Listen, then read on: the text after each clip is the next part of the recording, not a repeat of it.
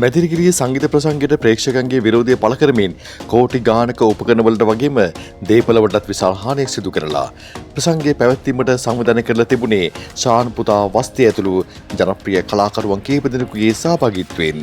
ප්‍රසංගයේ පැවැත්වීමට පොලිසියෙන් අවසර ලබා දී තිබුණේ අලුයම 1:30 වෙනකන්. සංවිධායකවරු කියන විදියට වස්තිල මේ ප්‍රසංගයට ඇවිත් තියෙන්නේ සංගීත ප්‍රසංගය නතර කරන්න සුළු මොහොතකට කලින්. ඒ වෙනකොටත් ලක්ෂ 4ක ඇඩ්වාන්ස් මුදල වස්තිලට ගෙවලා ඉතිරි ලක්ෂ 2ක් අතර දීලා එක සින්දුවක් හරි කියන්න කියලා ඉල්ලීමකුත් කරලා. ඉතින් වස්තිලා සම්පූර්ණ ලක්ෂ 6ම අරගෙන තව විනාඩි 10යි තියෙන්නේ ප්‍රසංගය නතර කරන්න. ඒක නිසා සින්දු කියන්න වෙලාවක් නැහැ කියලා යන්න ගිහිල්ලා. මේ සිදුවීම ප්‍රසංගයේ නිවේදකයා දැනුම් දීමත් එක්ක එතන හිටපු ප්‍රේක්ෂකයෝ කුපිත වෙලා තමයි මේ විශාල හානිය සිදු කරලා තියෙන්නේ. පසුව වස්තිලා ගාල්ලේ පවත්වපු ප්‍රසංගයකදී මේ සිදුවීම ගැන කතා කළා. ඔවුන් කියන්නේ රාත්‍රී 11 වෙනකොටත් ඔවුන් ප්‍රසංගය පවත්වපු ස්ථානට ඇවිත් හිටියේ කියලා. ඉතින් මේ සිදුවීම ගැන මේ වෙන විට පොලිසියෙන් විමර්ශන කරගෙන යනවා. දැන් සෝෂල් මීඩියා වල වස්තිලාට විරෝධය පළ කරලා ප්‍රචාරයමත් ගෙන යනවා.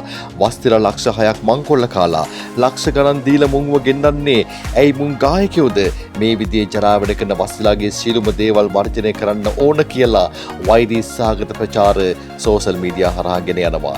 ඉතින් වස්තිලාගේ නිර්මාණ නොබල ඉන්න සමාජය තුල වර්ජනයක් ඇති කරන්න පුළුවන්ද? බැහැ. කොහෙත්ම බැහැ. මේ සිදුවීමෙන් ඔවුන්ව සමාජය තුල තව තවත් කතා බහට ලක් වුණා. ඔවුන්ගේ නිර්මාණ නොබලපු පිරිසත් ඉදිරියේදී ඔවුන්ගේ නිර්මාණ බලන්න පටන් ගනීවි.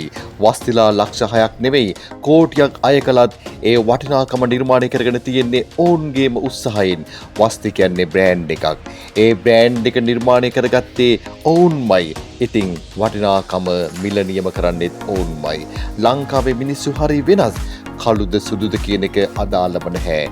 ගන්නේ මුල්ලේ සංජීවට වෙඩ තියපු හැන්සම් කොල්ලා හෙට නිදහස් වෙලා ඇවිල්ලා සින්දුවක් නෙවෙයි මර ලතෝනියක් දුන්නත් අපේ උන් ඌව ආදරෙන් බදා ගන්නවා.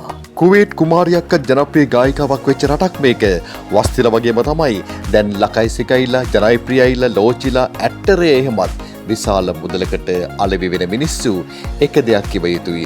මේ රටේ මිනිස්සුන්ගේ නාඩියේ වැඩ කරන විදිය හොඳින්ම හඳුනගෙන හරිම තැනට ගේම් එක ගහපු ලංකාවේ දැනට ඉන්න නිර්මාණශීලී මිනිස්සු තමයි මේ.